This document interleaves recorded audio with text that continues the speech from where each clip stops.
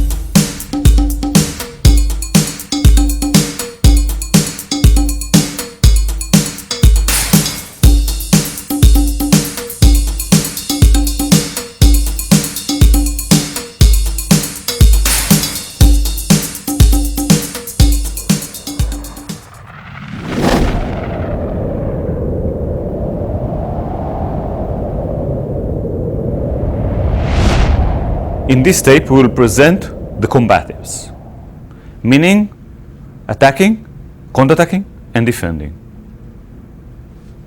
We have a tool. When we have a tool, we can use this tool in different techniques. For instance, for us, a punch is a tool.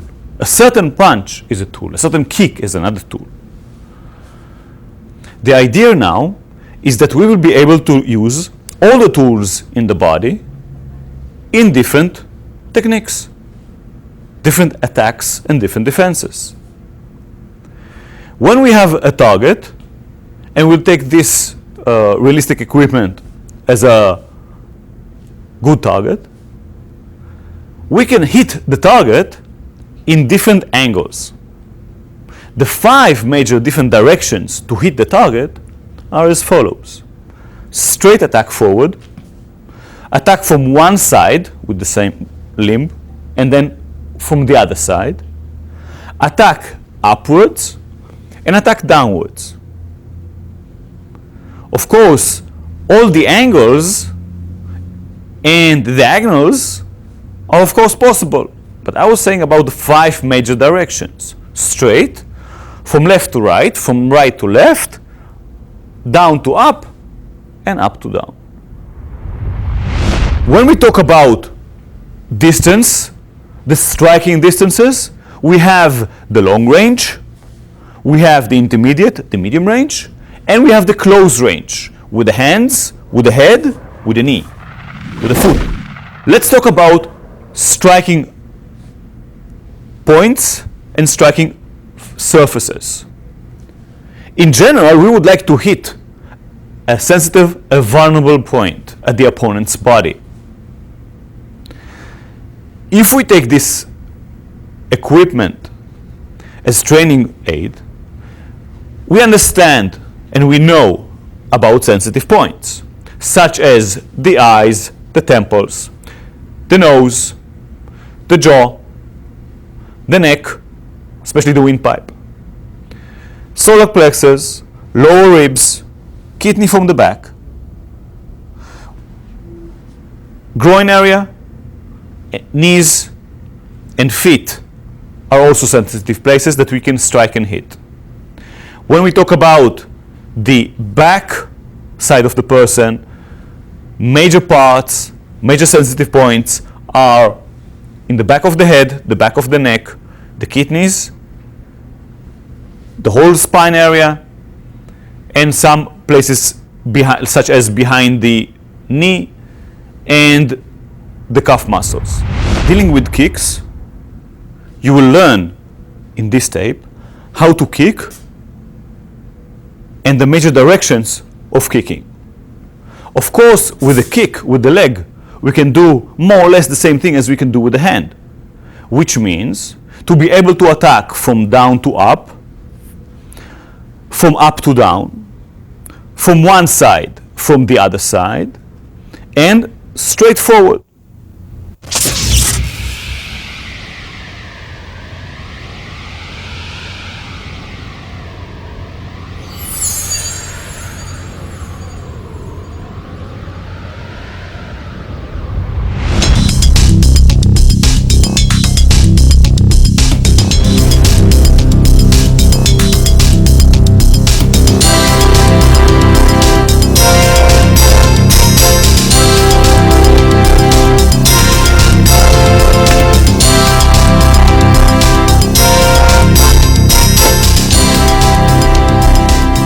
When you are going to be attacked, if you're going to be attacked, you may be positioned in different positions.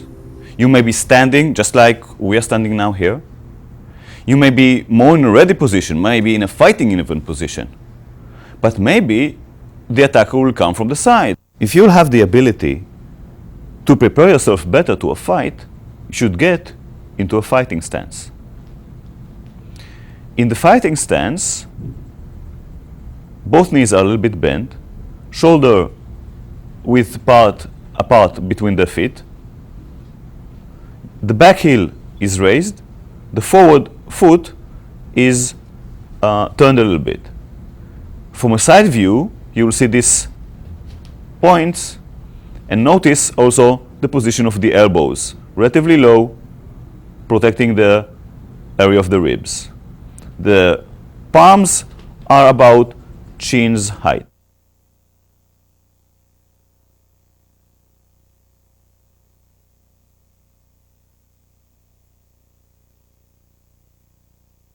When you are in this stance, you can easily attack with punches, kicks, move freely and dynamically.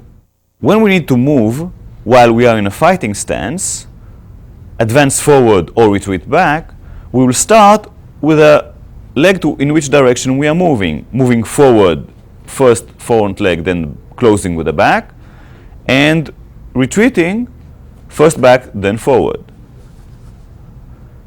From a side view, we see this again.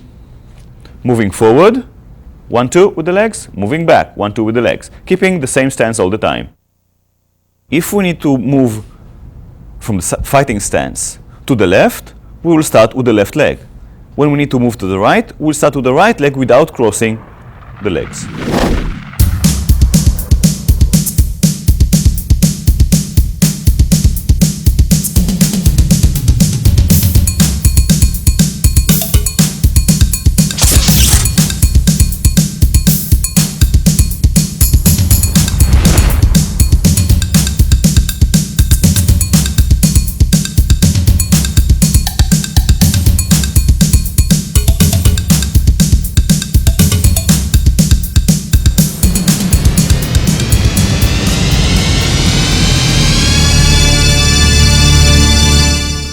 We'll teach now how to punch. First, bring your hands to height of the chin. We'll start sending the hands forward and back lightly and slowly, keeping the palm vertical, keeping the hand vertical. Let's see this from a side view.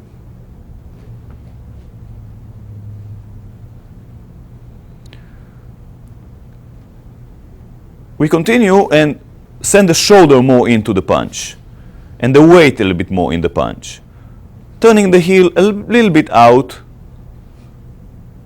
to initiate a longer range in the attack. It is beneficial many times to strike with a closed fist. How to clench your fist? First start with the second knuckles, then with the third knuckles. Close your fist strongly, and then the thumb is over. Punching with your fists from a passive stance. Strong punches, hitting with the knuckles of the fists, turning the body, sending the shoulder forward. We'll see this from a side view. We are turning the hips and the heels a little bit too. Here we see Michael punching from a fighting stance, sending his left forward, punching with the left. Here it's demonstrated a slow punch, now a fast punch. Michael is rotating his body and shifting his weight forward in order to achieve maximum power and reach in the punch. From a side view, slow punch,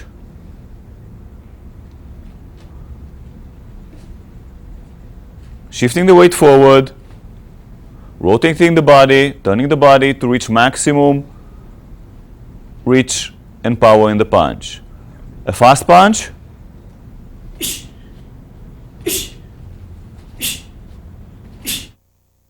straight left punches to a focus mitt.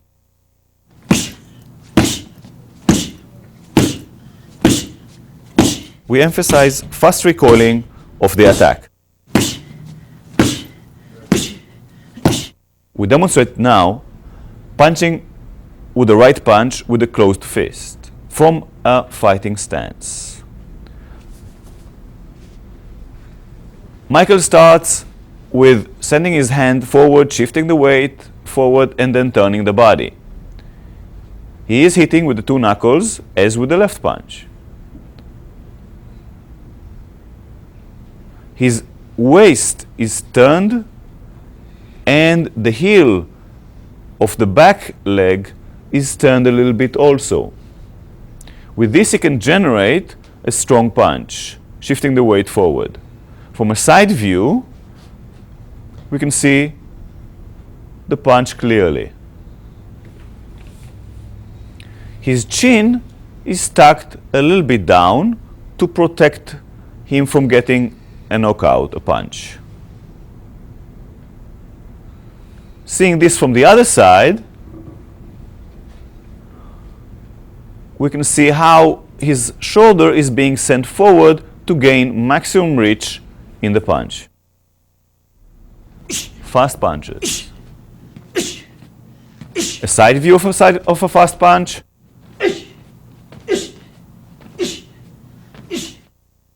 View from the other side of a fast punch.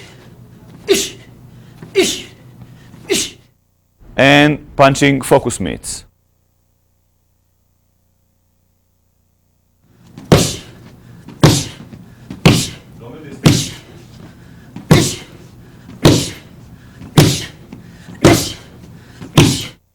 Michael is demonstrating now a combination of two straight punches left and right.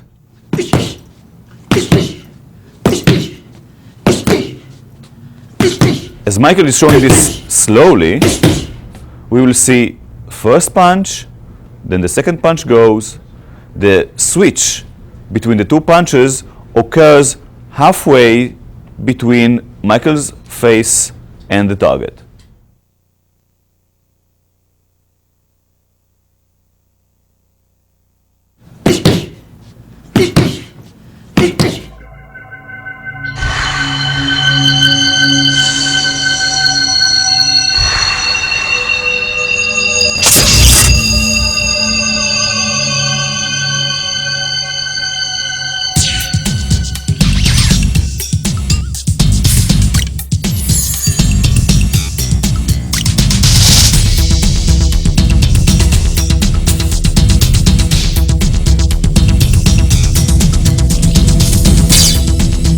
Next, we examine the delivery of the hammer fist punch. It's important to note the name hammer fist punch comes from the physical characteristics of a hammer.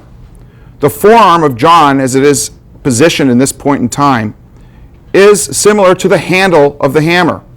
The fist portion also simulates the head of the hammer. To understand this, we'll understand the delivery of the punch. John is basically using his hand like a hammer, delivering forward and slightly down to a target that is presented before him. This punch could be delivered to the chin, to the nose, or other face area or level of the opponent. John's shoulder goes in, his hip goes forward, and he's pushing off with the ball of his foot, all to generate power forward and in a downward motion, consistent with one striking with a hammer. Notice slowly that when the punch is presented, it's drawn back and the palm part of the hand is presented forward, and on impact there's a turning inward. This rotational force or torque is created to generate additional power on impact. From a forward view,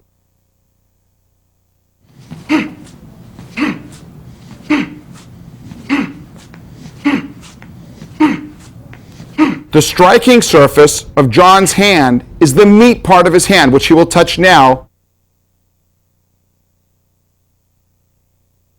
This is the area that he's hitting with. That area is analogous with the head of the hammer. From a passive position, you can see this strike delivered to another target area. For instance, if someone is low, this strike can be delivered in front of the body and downward. In this position, John is making essentially the same strike, but because the punch is being delivered downward, John is dropping his weight accordingly. The hand is raised, and the punch comes down strongly. It could be to the back of the head, or neck area, or even between the shoulder blade. From this view, we can examine another possibility in the delivery of the hammer fist punch. If the threat is to the side, but beyond the distance that is appropriate for an elbow strike, John will employ the hammer fist punch to cover distance quickly and deliver and reach the target that's at a further distance. John uses the hand swinging up and turning in. His weight is shifted toward the target. His hip and shoulder roll out to make power in this punch delivered to the side. He also lowers his head so that he is protected slowly behind the delivery of the punch, so that it would be more difficult for him to receive a blow from the opponent. This punch can also be delivered from a passive position and can be followed up with further attacks.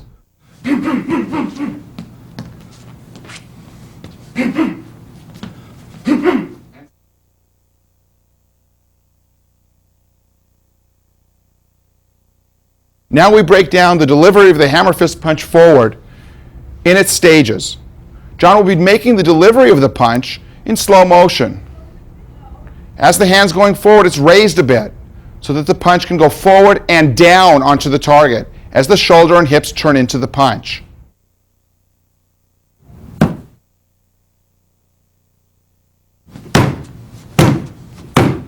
Now examining the hammer fist punch downward for a low target. The delivery of this punch is down. The weight will be dropped down. The hand is presented over the target, and it starts to go towards the target with the palm down. Before actually making impact, the hand is rotated to hit with the meat part of the hand, the head of the hammer, so to speak, to deliver maximum power from the rotation that's included in this strike. John's weight drops sharply.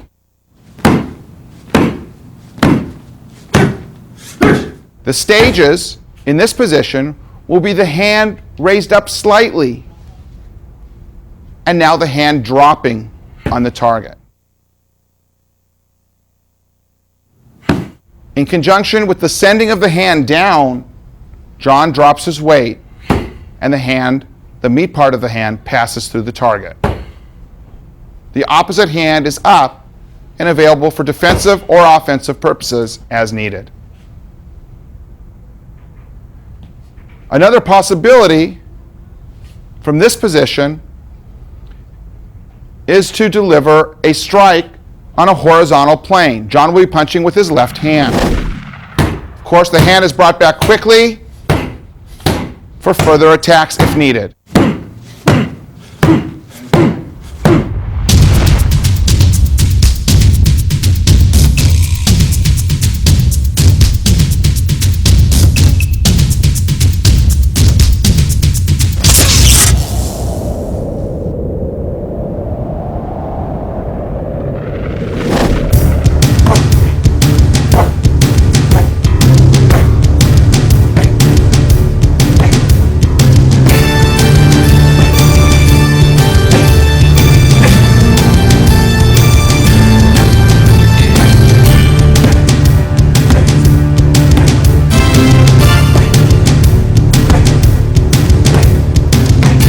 Punch is an important tool in the fight because of the power that can be generated in a relatively short distance. Another advantage of the hook punch is the benefit that's derived from delivering the punch with a bend in the arm. This bend in the arm, the hook so to speak, allows you to pass around any possible defenses in order to hit the target. The body is turning into the punch, pivoting on the feet, turning the hip and shoulder in, along with the hand being exploded towards the target. The right hook, delivered quickly, on examination, you can see the weight is turning in to the target, consistent with the angle of the arm that's making the strike. The left hook. This hook drives power from the pivoting on the forward foot, the turning of the hip inward, and again, the shoulder being offered and the hand moving as quickly as possible towards the target. From this frontal view, we'll look at both hooks, the right and the left, being delivered quickly.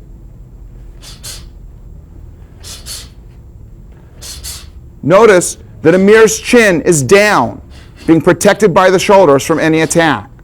The rotation of his shoulder, his hips, generated by the turn in the feet or the pivoting of the feet, contributes greatly to the power in this situation.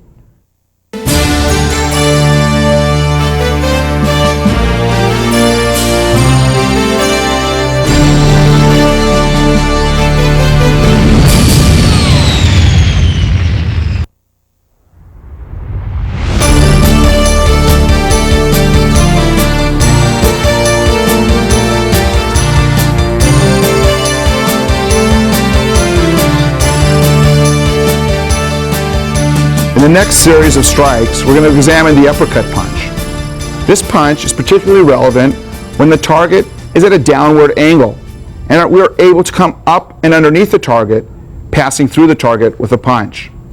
This punch can occur at an intermediate range or at a very close range with either the forward hand or the back hand.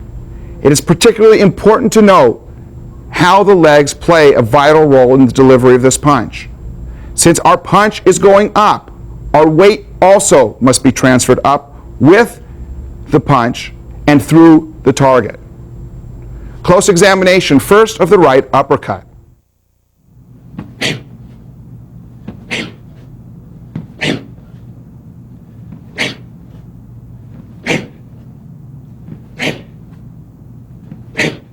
In slow motion, what's occurring in this position is the target is low.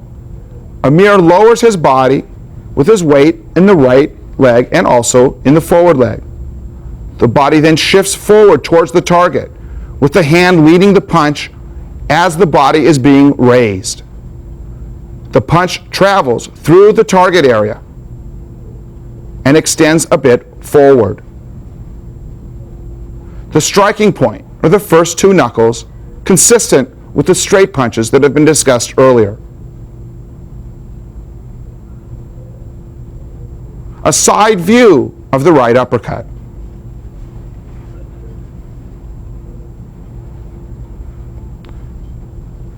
Notice what a vital role the right leg plays in the lifting of the body in exact timing with the punch.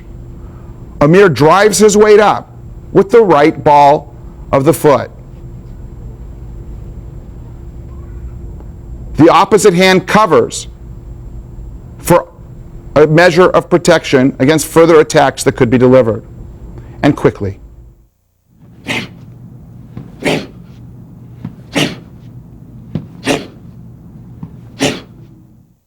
Looking forward, we can examine the uppercut punch being delivered with the forward hand. Although this does not offer as much power, the shifting of the weight and the driving of the leg contributes to a powerful strike.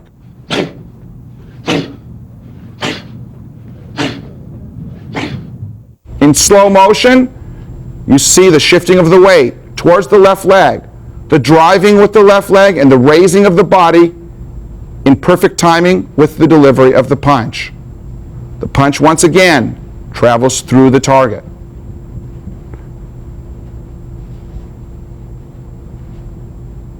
And a side view of uppercut with the forward hand.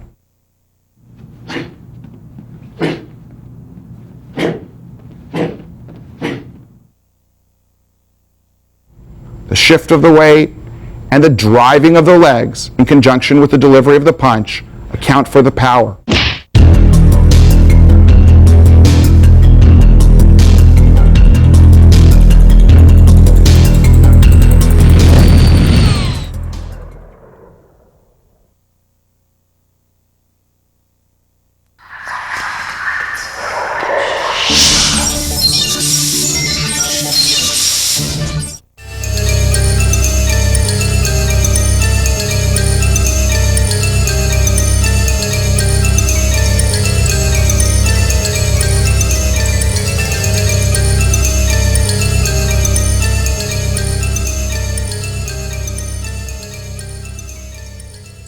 In this scenario, we're going to deal with close range attacks, specifically elbow strikes.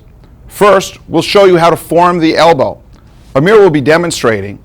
He's going to bring his hand into the shoulder area, developing a strong elbow, which will be the striking implement in this particular set of exercises. The elbow is hard, and it's a good striking implement because it's relatively small and can penetrate a target. To note, there are two planes in the system that we use to develop our elbow strikes. One is a horizontal plane and one is a vertical plane. With regard to the horizontal plane, Amir will now show the full range of motion both in front of him, to the side, and around him, a bit more than 180 degrees. This plane really means that any elbow strike with his right can be delivered anywhere along this plane using the technique that we will describe in a moment. The second plane is a vertical plane. This vertical plane rises up in front, can go down, and up and around behind him.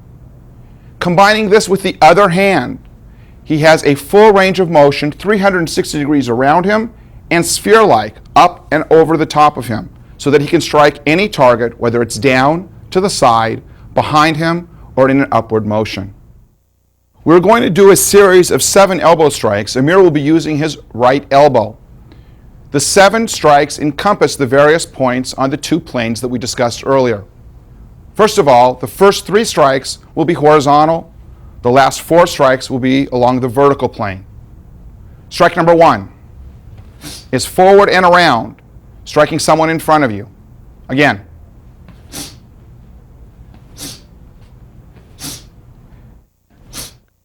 And the second strike is to the side.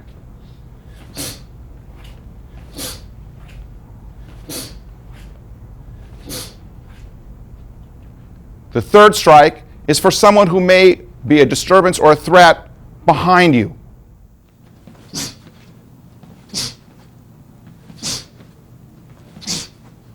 Very good. Side.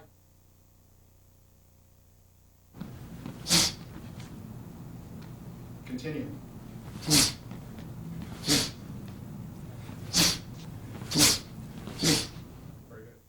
In this scenario, we're going to demonstrate the first 3 strikes along the horizontal plane. Notice a few things. Notice the striking area Amir is going to be presenting to the target. He will be striking in front of him, to the side, and to the rear. He also is looking to see where he is striking before he sends the strike. And before actually delivering the elbow, he is looking and covering himself so he does not expose himself to further danger.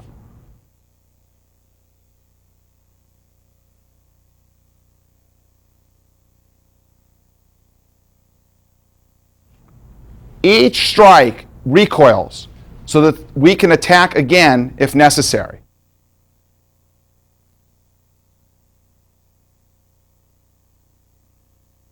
In this scene, Amir will be demonstrating the last 4 in our series of 7 elbow strikes. Strike number 4 will be to the rear and to the solar plex area. Strike number 5 will be to the throat or face area, to the rear. Strike number 6 will be forward and to the face area or throat area. And strike number 7 will be delivered downward to an appropriate target.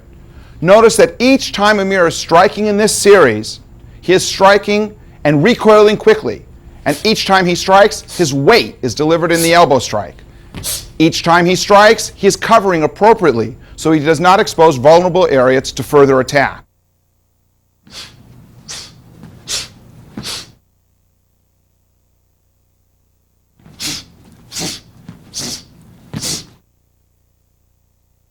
In this next series, Amir is going to be demonstrating the last 4 strikes in our series of 7. That's the vertical strikes in slow motion. Watch for his balance, watch for his ability to recoil, and watch how he looks at the target before striking while covering to make himself safe. Please. To the solar plexus, to the chin or face, striking forward to the face, and striking downward to the appropriate target.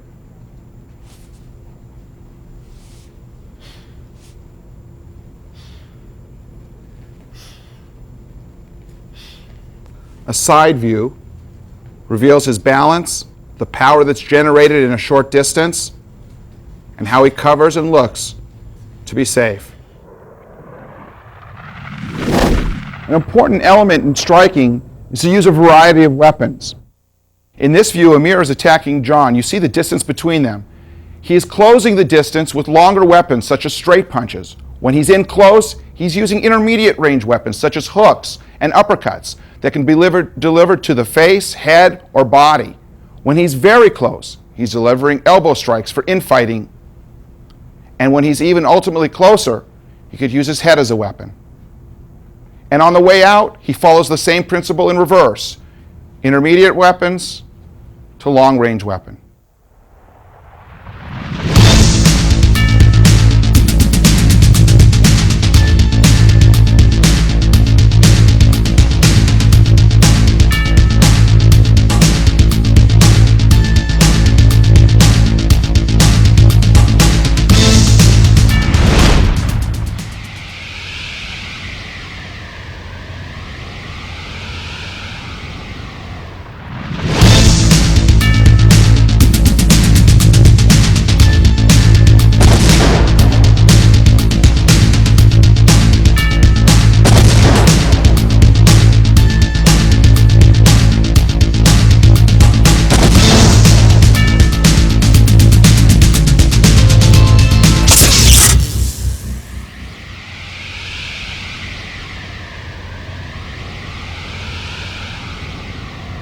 Up to this point, we've demonstrated striking with the hands and elbows.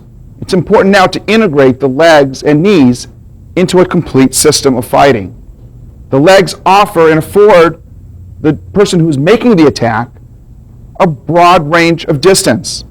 Your legs are longer than your arms. Your legs are stronger than your arms. So a powerful, full-range distance kick can provide many benefits in the fight.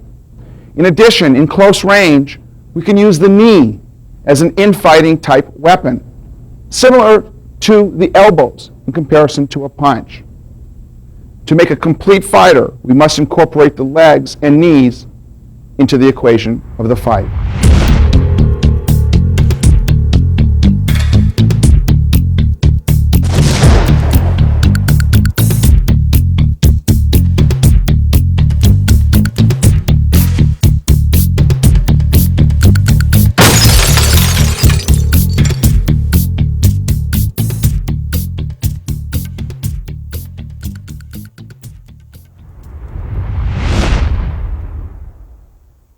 In this next scene, we view front kick to the groin.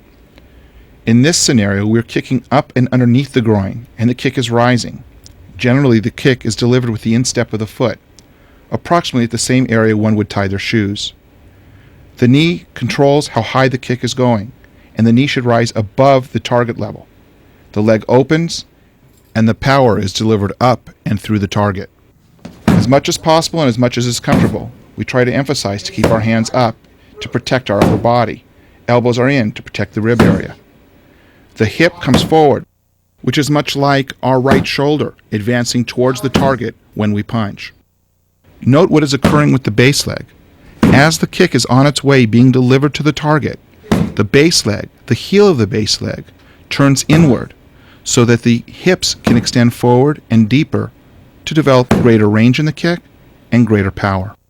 You can land forward depending on if you make contact and it's appropriate to do so, or in some situations it'll be appropriate to recoil and bring your leg back and behind you.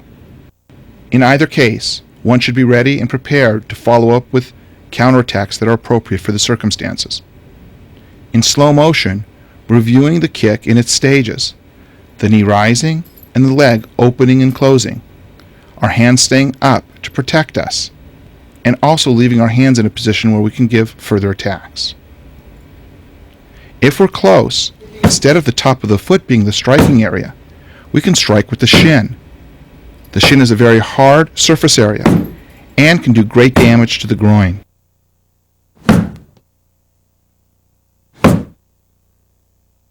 In this view, we can examine the kick, the front kick to the groin, in its logical stages. Kevin will assume a fighting stance and slowly will deliver the kick in its entirety.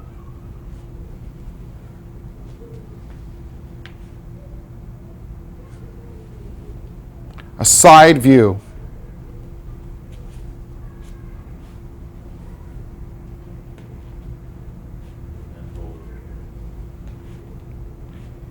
It's possible that the kicker will want to land forward. If he's successful in reaching the target, there's no sense in bringing the leg back. However, if there should be a reason to retreat, it is also possible to bring the leg back and resume your fighting position from that distance. The stages. As in all attacks, we want whatever the striking implement to be to move toward the target first, to avoid the problem of telegraphing. Here we are striking with the top part or the instep of the foot. The foot will be jumping towards the target first and will lead the attack. The knee is folding and the kick is delivered. A side view. The knee is rising with the foot going towards the target immediately. 1 is the knee up, and 2 is the knee out and back, and 3 is the resumption of the position from which to fight further.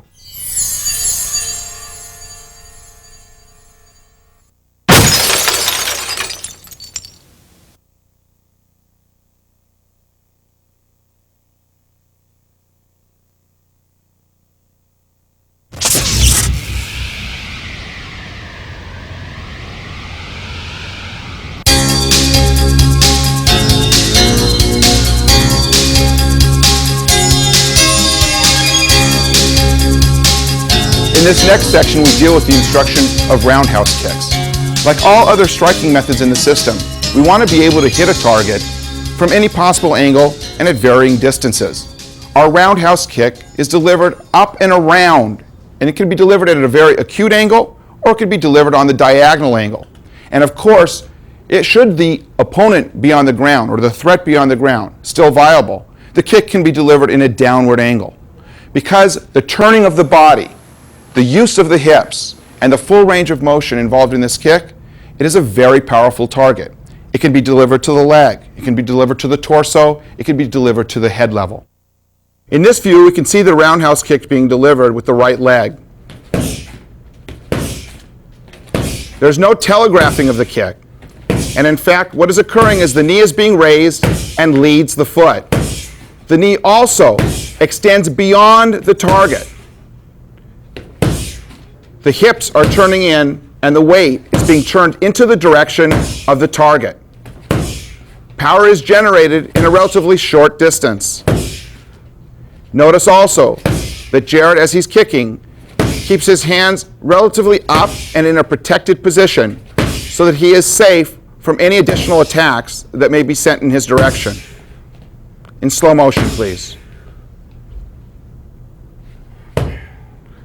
Like other strikes, the striking implement, which is the top of the foot in this case, leads the kick.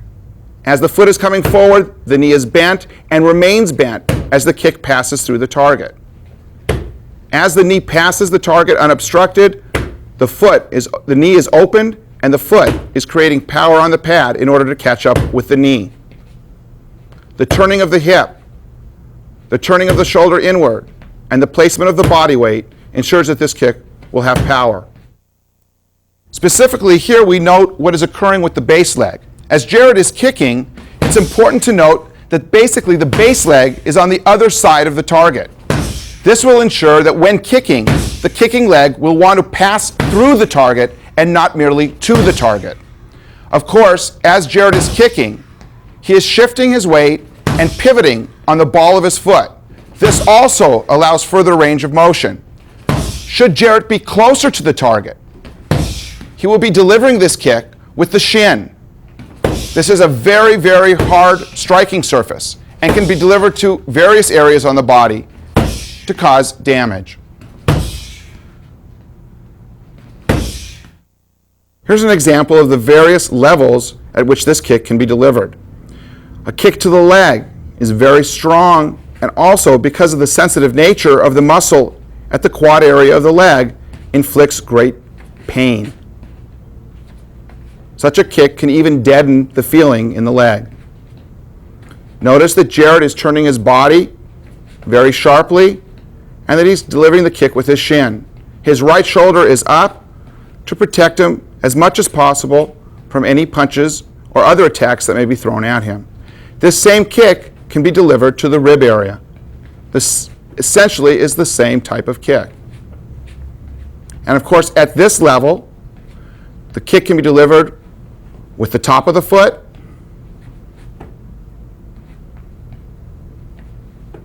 or even the ball of the foot.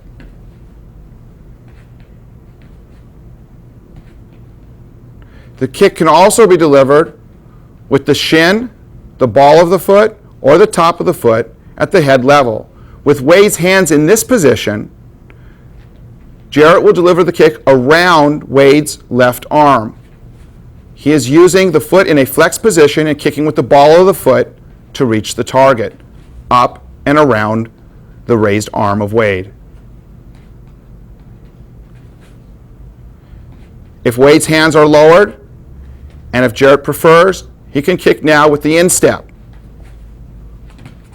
It's not necessary to go around any possible block or defense. And of course, as demonstrated earlier, you saw that Jarrett can deliver the kick with the shin to the face. In this view, we can see the development of the kick. Comparing it to the front kick, it's similar in nature, very similar. In fact, the front kick is delivered on a vertical plane forward. As the angle of the kick changes towards the diagonal, it's now approaching a horizontal angle. It becomes the round kick.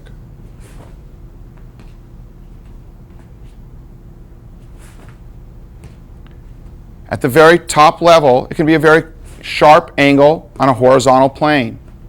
In the middle, it could be more of at a diagonal angle. And forward, you see it returns as the front kick.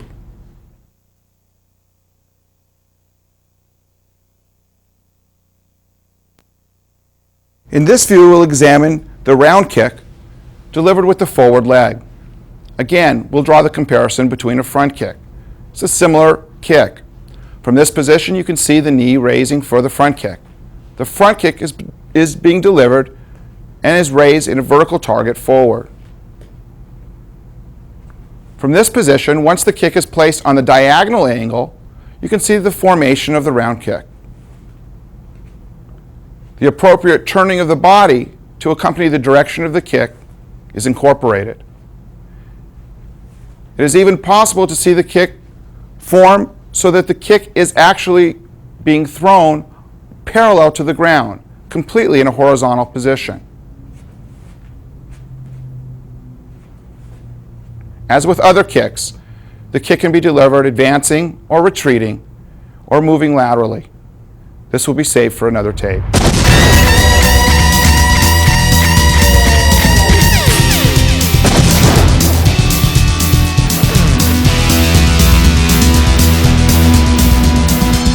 We are presenting you now with another family of kicks. This time, the kick will be striking to the target in a straight line. We call this the family of stomping kicks. So the attack can be directed to different directions. For instance, stomping down, hitting down towards the target. Hitting forward straight towards the target. Hitting sideways straight to the target, and hitting backwards in a straight angle, in a vertical angle, hitting the target. So all the time, this family is striking the target in a vertical line, pushing it, destroying it.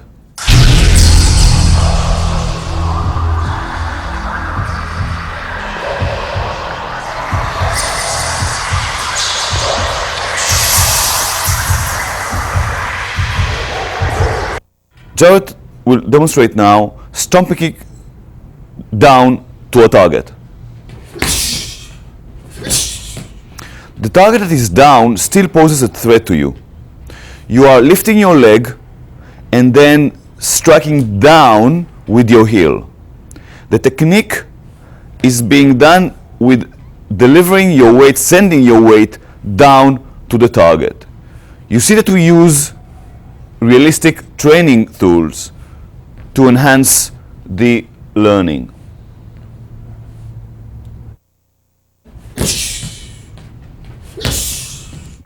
Note the rising of the knee when the person starts to kick.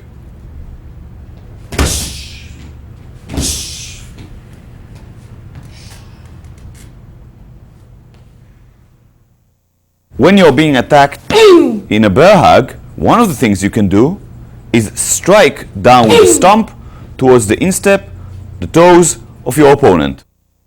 This is just part of the technique that we have against a bear hug from the rear.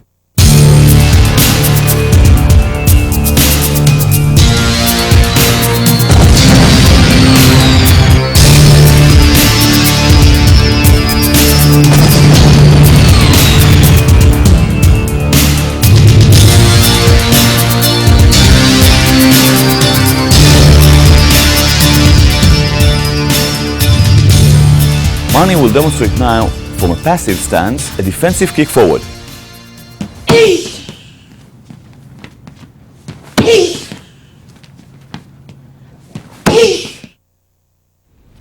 We're using this technique to push the opponent backwards, slowly.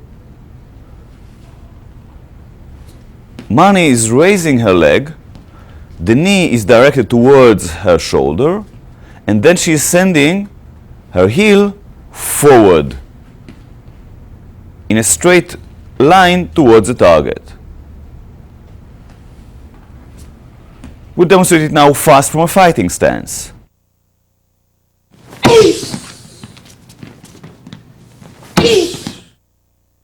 This technique is excellent against an advancing attacker to stop him. Mani will demonstrate now the stages of learning for the defensive kick forward. We will start with stomping down, shifting the weight towards the target, starting with raising the knee. Now the kick will come more and more forward and up, as if the target is rising, and a bit higher. Notice that Mani is bringing her knee towards her shoulder, and she's shifting her weight more and more forward to create more of a push and more of a stronger kick towards the target.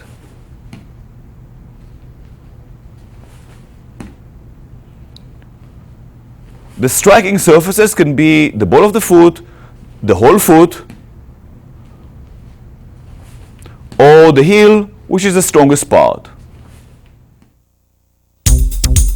We can combine a regular kick forward and a defensive kick forward to hit a target that is vertical one, inward.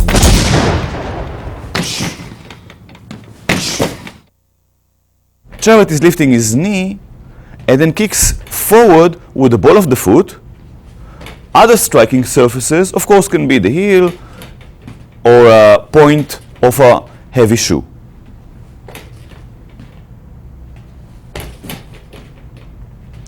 And now with the forward leg. From a correct distance, Jared will kick fast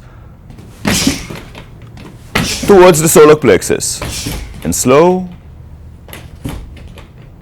hitting straight inward, and fast 2 times again.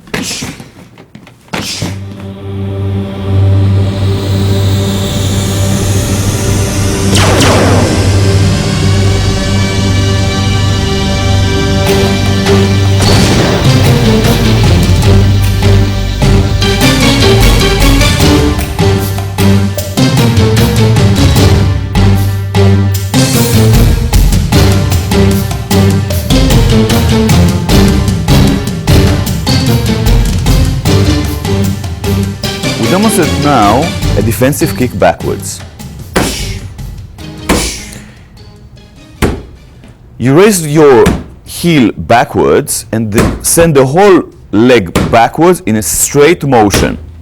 You must be looking towards the target, hitting with the heel, and the toes should be as much as downwards as possible.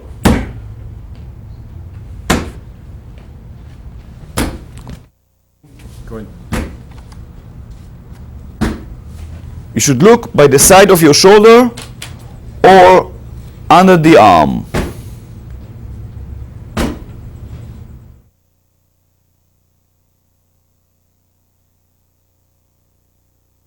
Jared will demonstrate for us now the learning stages of the defensive kick backwards.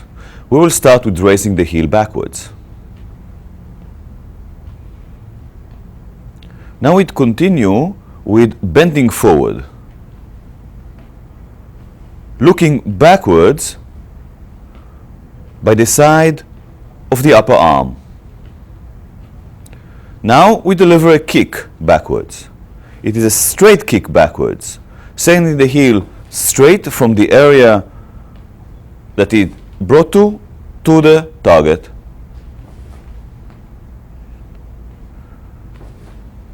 The weight is delivered, sent in the direction of the attack, meaning landing backwards.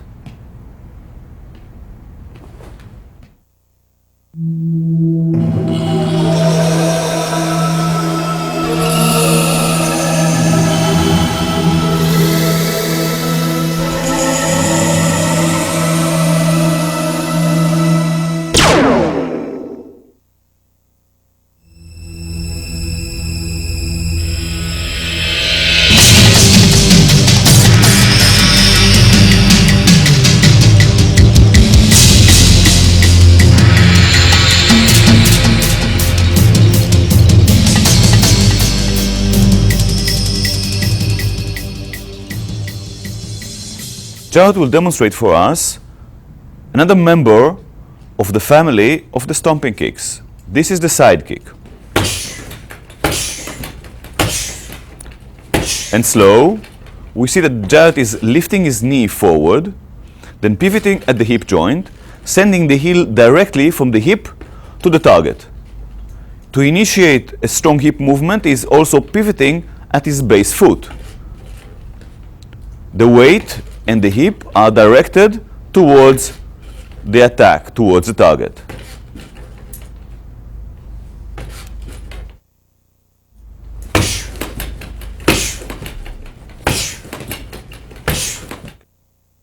Mani will demonstrate for us now the learning stages for the side kick. We will start with a defensive kick backwards. Then we will turn a little bit to our right and kick to the same target as before, which is dangling behind us to our right. Then we will turn a little bit more and kick sideways. Let's break the movement, and we see that Mani is lifting the knee and then pivoting at the hip, sending the heel to the side, and from here, in flow motion, we kick the side kick.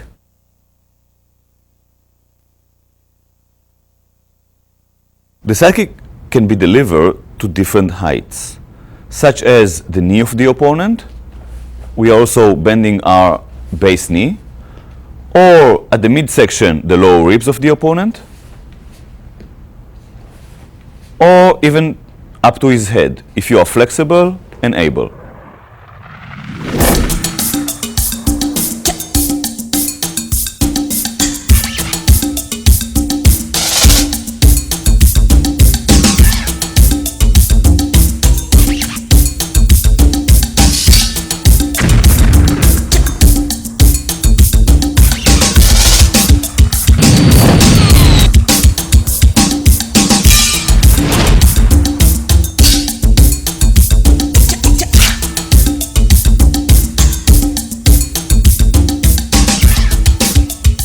The defender must also know how to function if he or she should fall to the ground.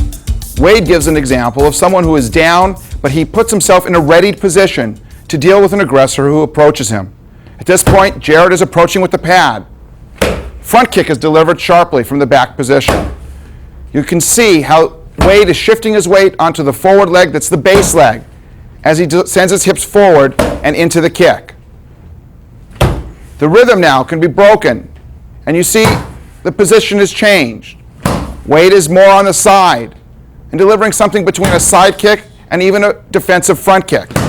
Notice the defensive positions of his hands and how he rocks forward to put his weight in the kick.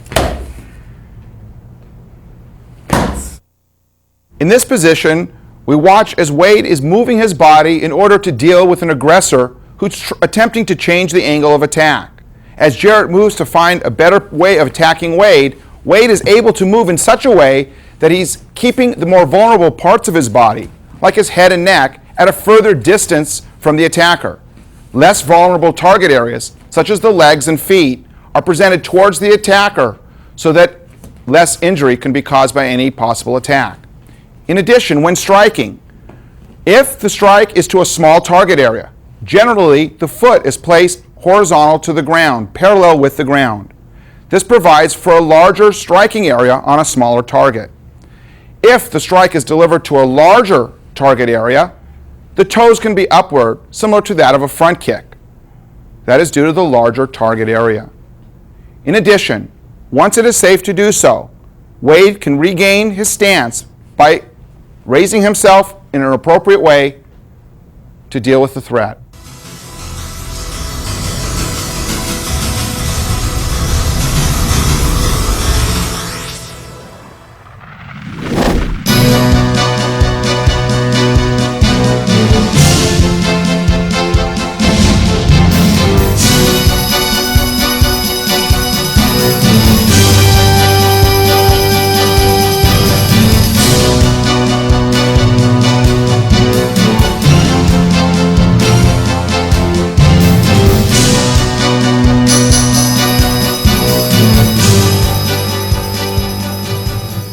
As previously mentioned, we want to be able to strike at appropriate distances. That distance may be far, or that distance may be at an intermediate range. And of course, we must operate in close. When we were talking about punches, we were making long punches, and when we got in close, we reverted to the elbow strikes or even a headbutt. Now, in addressing what we're doing with our legs, at a further range we're kicking, and as we get in close, we make the variation and change to using our knees. Our knees can generate a great deal of power in a short distance, and it allows us a variety of tools in the fight. In this view, we'll watch Marnie as she delivers a variety of powerful knee strikes to the target.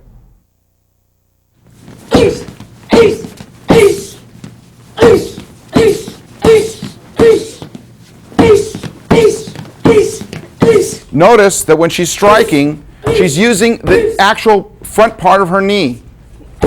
The knee is pointed, and the foot shoots off the ground and springs forward to deliver a powerful knee.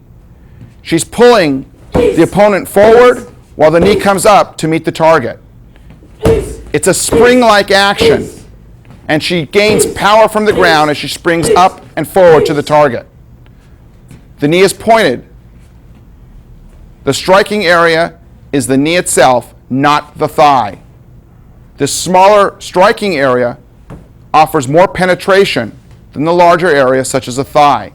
Also, it is a much harder striking surface than any other possible option in that area. Marnie will now demonstrate a series of knee strikes slowly. First, the catch. You see, as Marnie is delivering the right knee, she is pulling the target towards her. The combined force of the pulling of the target and the outward delivery of the knee gives greater power. Also, you'll see how she's pushing off with the ball of her foot as she gives the knee. It explodes forward, and she strikes with the actual front part of the knee. It is possible to grab someone around the neck, and in this case, she puts her elbows together as much as possible so that the opponent will not have the ability to slide their head out and escape her grasp. A side view also shows another possibility. Here she can grab the shoulders of the person she's giving the knee to. You see also her hips involved in the delivery of the knee. You see how she's pulling the person forward. And you see how her hands are up in a position that covers her face, and her head can be buried to avoid any possible strikes to that part of her body.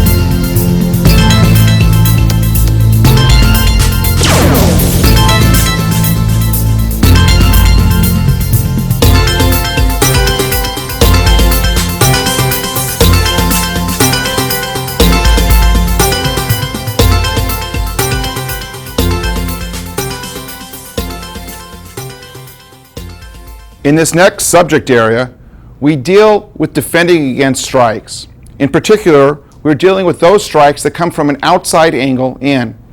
The exercise is called 360-degree defense because we are defending at a 360-degree range around us.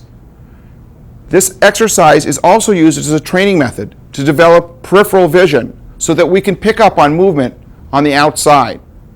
Our defense is foundational and is created at a 90-degree angle to stop the given attack.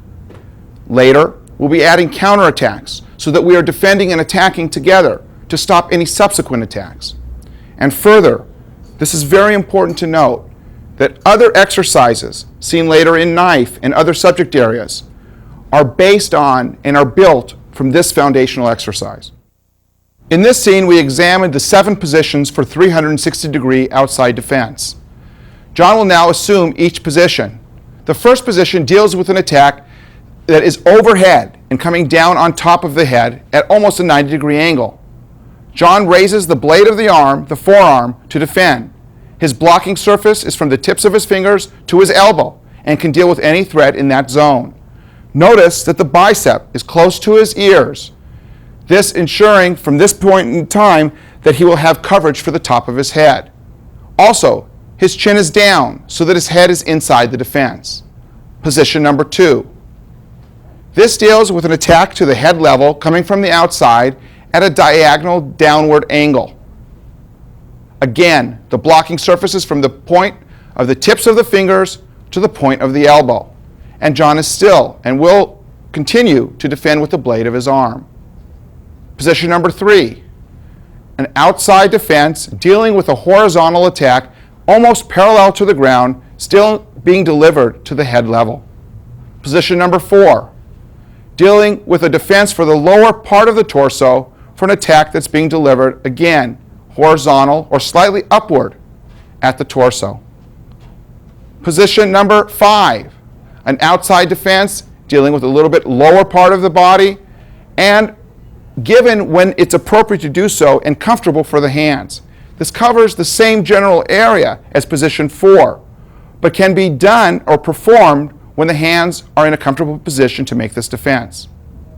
Position number 6 deals with closing of the circle at a lower level. Notice again that the forearms are defending. The blocking surface are from the fingertips to the elbow. And John is bending at the waist with slight minimal bend at the knees. If John were to bend the knees, he would bring the target area or the intended target closer to either the weapon or the striking implement. We keep the knees straight but not locked and the waist bent to keep the intended target area further away from the threat. Defense number 7 closes the bottom of the circle. Again, this defense deals with attacks that would be rising upward, almost at a 90-degree angle to the body. John is able to defend at this 90-degree angle to stop the attack. Again, defending with the forearms from the elbows to the fingers. A side view of each defense as presented with the right arm. 1. Defending the top of the head. Again, please. Notice how John is rotating his hand in a chopping-like motion and putting his weight in the defense and slightly forward. This allows for the defense to be strong, and we are almost defending with an attack. Defense position number 2, dealing with those attacks that may be delivered at a diagonal angle or downward. From this position, John again rotates his hand outward in a chopping-like motion to attack with the defense rather than just placing his hand in a stagnant position. Defense position number 3 deals with a horizontal attack parallel to the ground. Again, you can see the side of the forearm, the blade, so to speak, defending in this position. Position number 4, slightly downward angle, closing in on the body so that the elbow is supported by the side of the body. The blade offers the defense. Position number 5, again defending with the side of the body, side of the forearm, and the side of the body is defended. Position number 6, out and down, dealing with an attack that is rising at a diagonal angle toward the body. And finally, position number 7, dealing with an attack that is coming straight up, from the bottom of the circle towards the target. In this position, please note how John's legs are straight. He's bending at the waist. This is to afford greater distance between the limb that is attacking, or the object, the striking implement, and John's vulnerable parts on his body. From this view, we can look at John Pascal as he's delivering various attacks to prepare for the 360-degree defense exercise. John is going to build his partner. The attacks come from all angles, from the very outside to the very top and down. The attacks can be delivered two at one time. The attacks can also be delivered in a broken rhythm.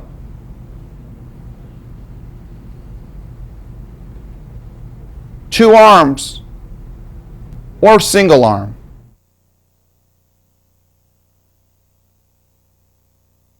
John is defending as he's demonstrated before.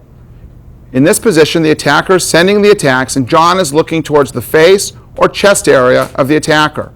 He's using his peripheral vision to pick up on the movement of the attacking limb and defending with the appropriate 360-degree defense. Although we had 7 positions, those were merely learning positions. Defenses can be offered at any or an infinite number of positions. The attacks also from this position can vary, meaning the rhythm can speed up. 2 hands can be offered on top of one, which is referred to as broken rhythm, which has or forces John to respond with 2 defenses that overlap, or 2 simultaneous defenses occurring at the same time. The attacker can now spin and break up the rhythm, hiding the attack, to build, once again, the defender to be the best he can be to defend all possible outside type attacks that come toward him. A violent confrontation is sure to include multiple attacks. It's rare that someone in a fight gives a single attack. Here, John is defending 1 attack at a time. In our theory of defense, we realize that we want to be able to combine the defense, as John is now performing, with the counterattack. The reason for this is that the counterattack stops subsequent attacks, because the delivery of the punch and being hit by the punch causes the attacker to stall. It is difficult to send a punch when you're being hit by a punch. And this punch actually adds or serves as a defensive tool for the fight. In this scene, we'll examine progressive learning stages for the 360-degree defense exercise. A single attack is being delivered. The defender is defending close to the wrists, stopping the attack at a 90-degree angle. The attacker is bursting in at high speed. The attack is at various locations that are not predetermined. Now we add a counterattack. From this position, the defender is learning to give an attack with his defense. The last stage is as follows. From this position, the defender can burst in if he's ready to do so, and follow up with additional attacks. 1 at a time, please.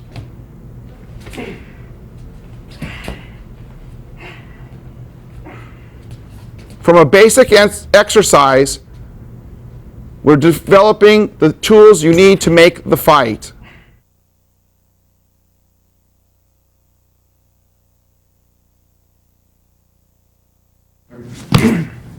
Step in.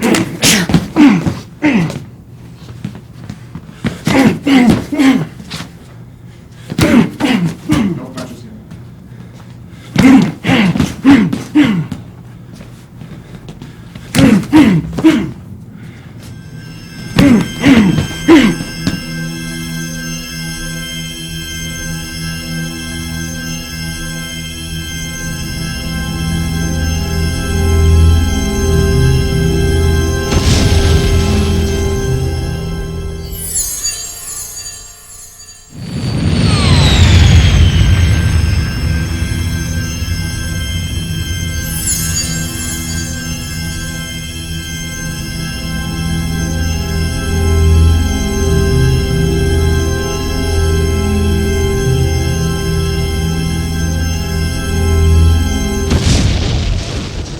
We will introduce now another subject of defenses, and that is the inside defenses.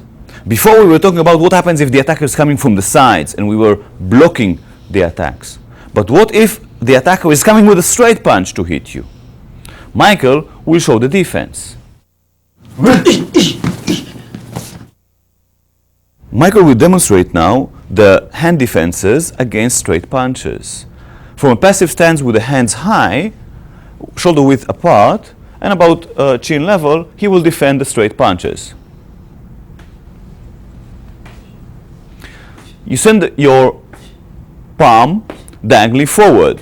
You will make contact first with the area of the back of the hand or the wrist of the opponent and slide to his forearm.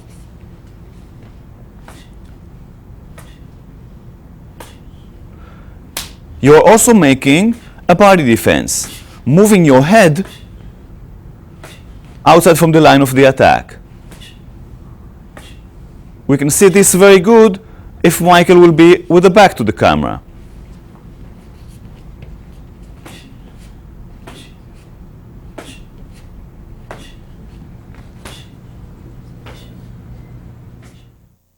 That's the way the inside defenses look from a fighting stance and fast. Send your hand